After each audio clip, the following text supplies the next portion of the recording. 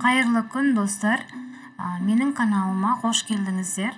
Мен бүгін сіздерге шоколадный печеньенің рецебін, яғни мраморды печеньесінің рецебімен бөлісемін. Жасап көріңіздер.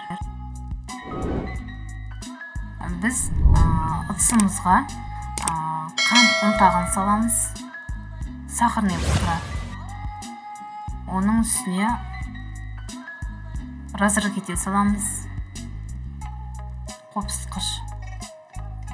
Оның үстіне какао саламыз.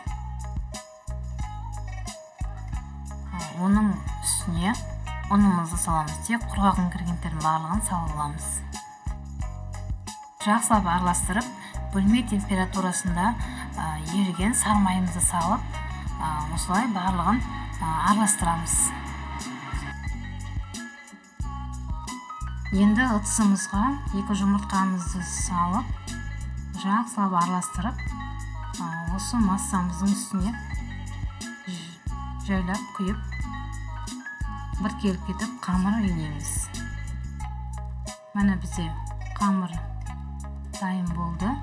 Холодильникке 1 сағатқа, жарты сағатқа салып қойсаңыздар да болады. Мен осы бірден жасадым.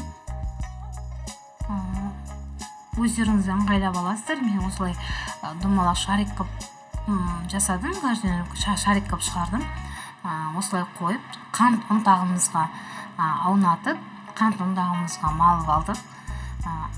Ыдысымызға пергаментіне қағаз салып, осылай қойып, 180 градуста 15-20 минутта пісіріп аламыз.